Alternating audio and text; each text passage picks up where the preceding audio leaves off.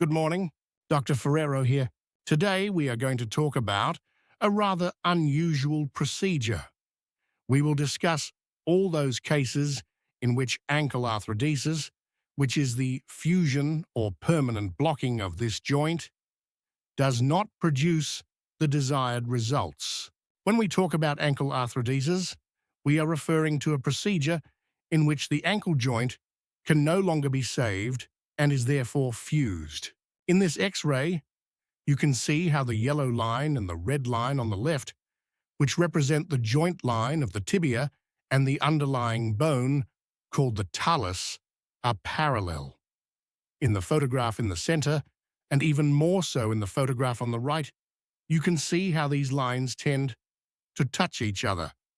And this is more pronounced the greater the degree of osteoarthritis, by which we mean the cartilage wear. Osteoarthritis is a progressive degenerative disease that can easily be present in older people, even if it is not necessarily accompanied by pain. However, osteoarthritis can also occur in much younger people, for example, after a fracture affecting the joint. Obviously, it is always reasonable to try, at least in the early stages, a non-surgical approach using physical therapy or injections of cortisone, hyaluronic acid, or platelet concentrate, which is a derivative obtained by centrifuging the patient's own blood.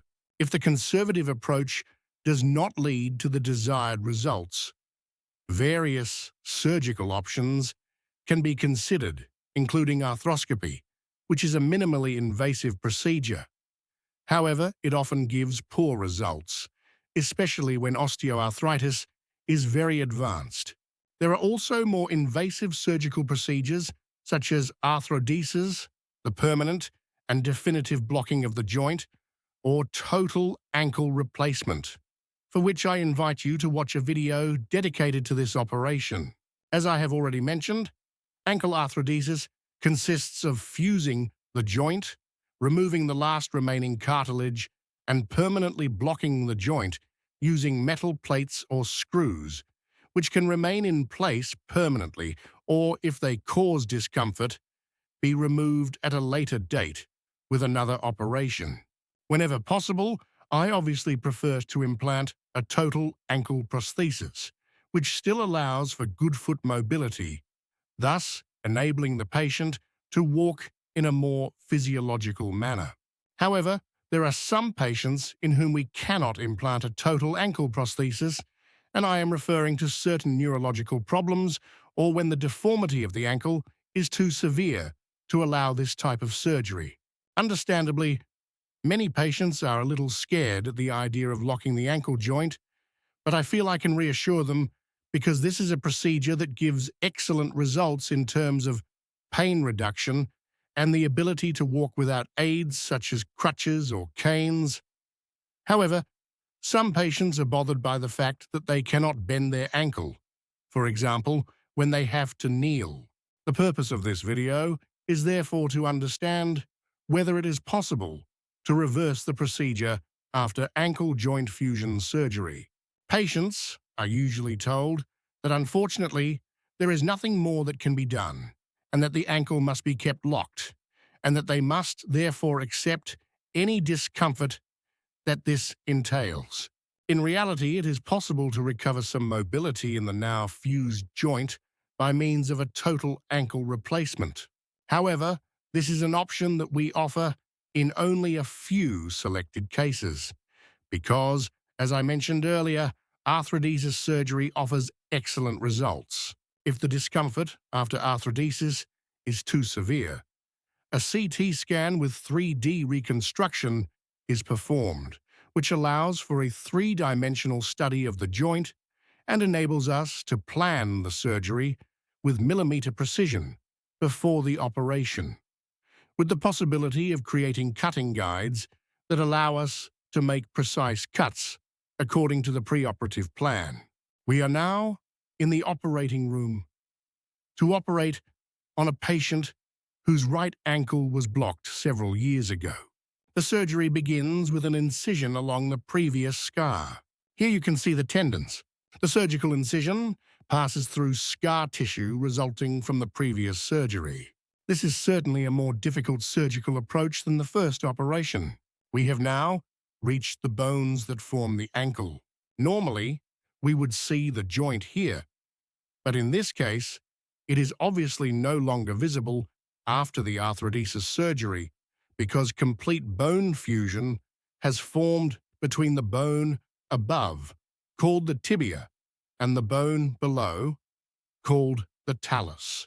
We finally come to the use of the famous cutting guides I mentioned earlier, created on the basis of planning with CT scans. The cutting guides have holes through which metal guide wires are passed, allowing us to insert the final cutting guides. These initial guides are applied temporarily, locked onto the bone, and then an X-ray is taken to check their position. At this point, if we are satisfied with their positioning, we insert the final cutting guides. All steps are always performed using X-ray checks, which allow us to confirm the correct orientation of the guides themselves.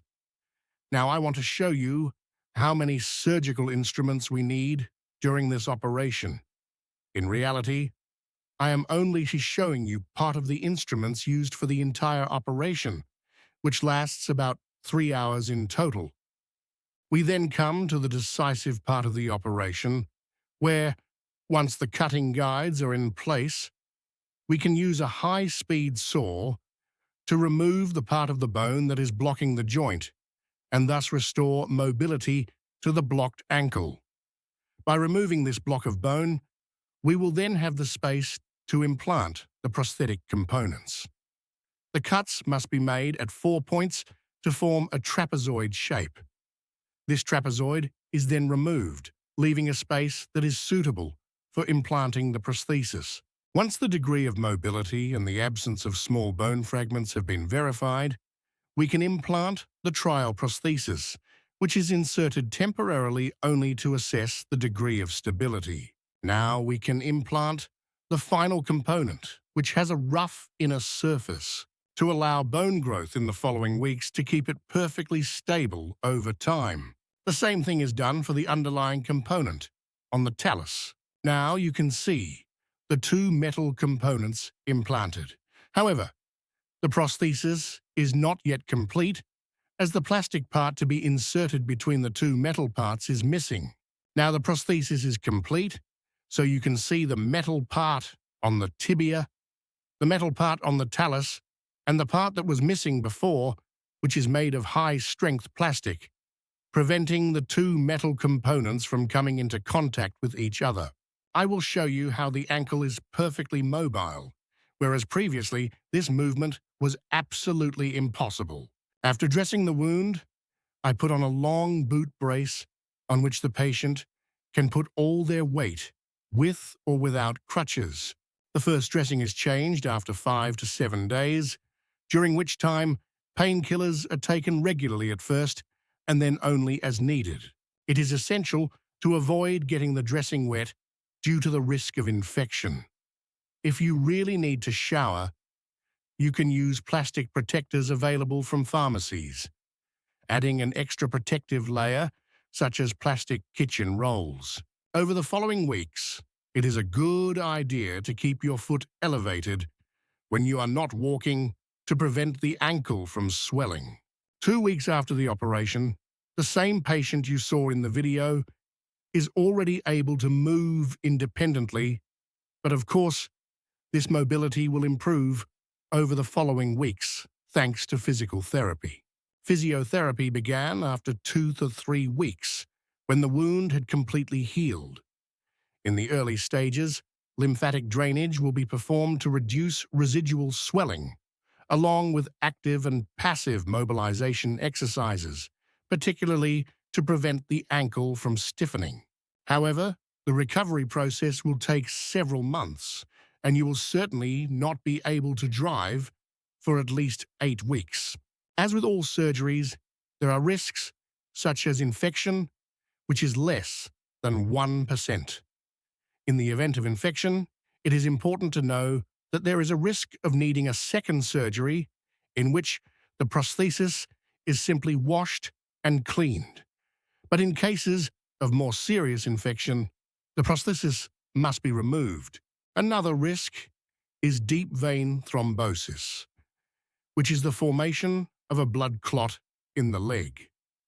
To prevent this risk, you will need to take low molecular weight heparin for a few weeks after the operation.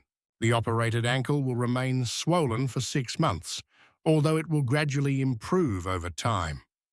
There are certain categories of people who are at risk of persistent swelling, such as those who already have chronic venous insufficiency.